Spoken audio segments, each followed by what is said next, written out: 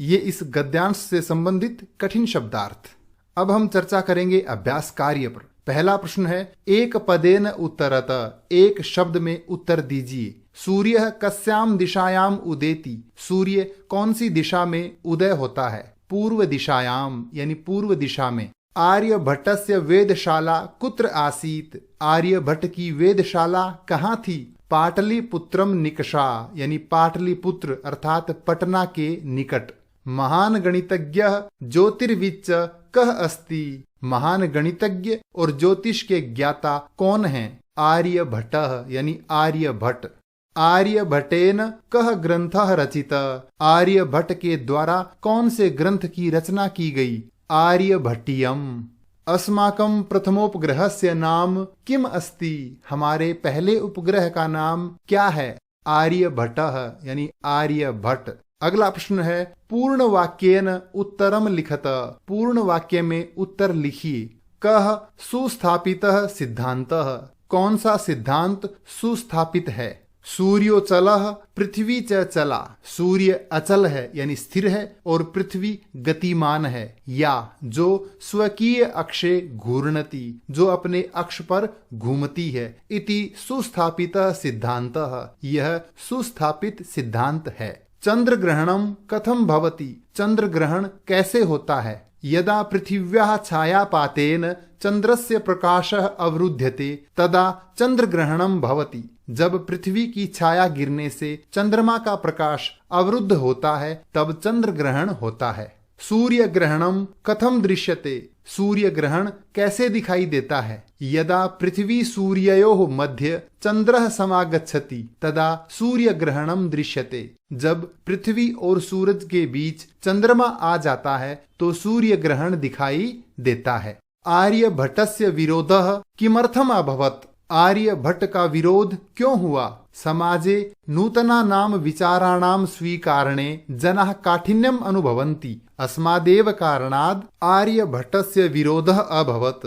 समाज में नए विचारों को स्वीकार करने में लोग कठिनता का अनुभव करते हैं, इसी कारण से आर्यभट्ट का भी विरोध हुआ। प्रथमोपग्रहस्य नाम आर्यभट्टः इति कथम कृतम, हमारे पहले उपग्रह का नाम आर्यभट्ट क्यों रखा गया? आधुनिकैः वैज्ञानिकैः आर्यभट्टे तस्य सिद्धांते च समादरः प्रकटितः, आधुनिक वैज्ञानिकों के द्वारा आर्यभट्ट और उनके सिद्धांत में आदर यानी विश्वास दिखाया गया। अतः अस्माकं प्रथमोपग्रहस्य नाम आर्यभट्टः इति कृतम्, अतः हमारे पहले उपग्रह का नाम आर्यभट्ट रखा गया। तीसरा प्रश्न है, रेखांकित पदम आधृत्य प्रश्न निर्माणम कुरुत, रेखांकित शब्दों के आधार पर प्रश्न निर्माण कीजिए। सूर्य पश्चिमायाम दिशायाम अस्तम गच्छति, सूर्य पश्चिम दिशा में अस्त होता है। सूर्य कस्याम दिशायाम अस्तम गच्छति, सूर्य कौन सी दिशा में अस्त होता है?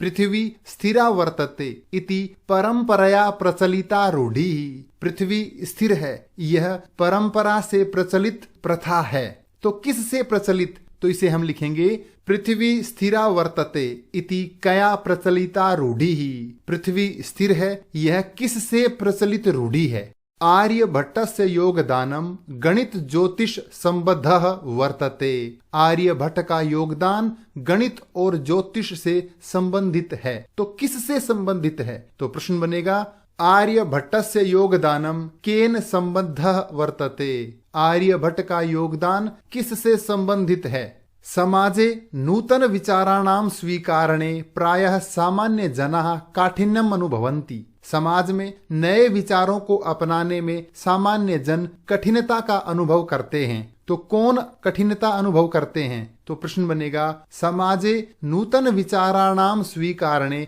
प्रायः के काठिन्यम अनुभवन्ति।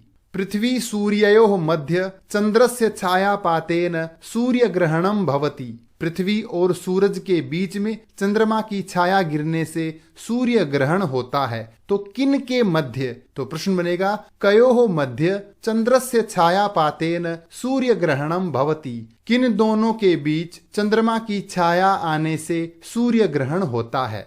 मंजूषातः पदानि चित्वा रिक्त स्थानानि पूरयत। इस मंजूषा से उचित शब्द चुनकर रिक्त स्थान भरिए। सूर्य पूर्व दिशायाम उदेति, सूर्य पूर्व दिशा में उदय होता है। पश्चिम दिशायाम च अस्तम गच्छति, और पश्चिम दिशा में अस्त होता है। सूर्य अचलः पृथ्वी च चला, सूर्य अचल है और पृथ्वी चलायमान है। पृथ्वी स्वकीय अक्षे घूर्णति, पृथ्वी अपने अक्ष पर घूमती है। यदा पृथिव्याः छायापातेन, जब पृथ्वी की छाया गिरने से चंद्रस्य प्रकाशः अवरुध्यते, चंद्रमा का प्रकाश अवरुद्ध होता है, तदा चंद्रग्रहणं भवति, तब चंद्रग्रहण होता है।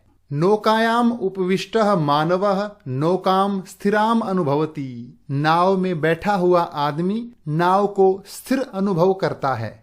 अगला प्रश्न है संधि विच्छेदम कुरुत, संधि विच्छेद कीजिए। ग्रंथोयम, ग्रंथः प्लस अयम। सूर्याचलः, सूर्य प्लस अचलः। तथैव, तथा प्लस एव। कालातिगामिनी, काल प्लस अतिगामिनी। प्रथमोपग्रहस्य, प्रथम उपग्रहस्य।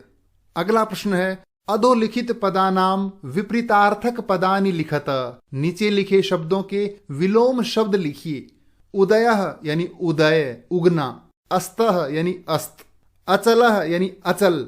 चलः यानी चल अर्थात चलायमान। अंधकारः अंधकार। प्रकाशः प्रकाश। स्थिरः स्थिर। अस्थिरः अस्थिर। समादरः यानी आदर।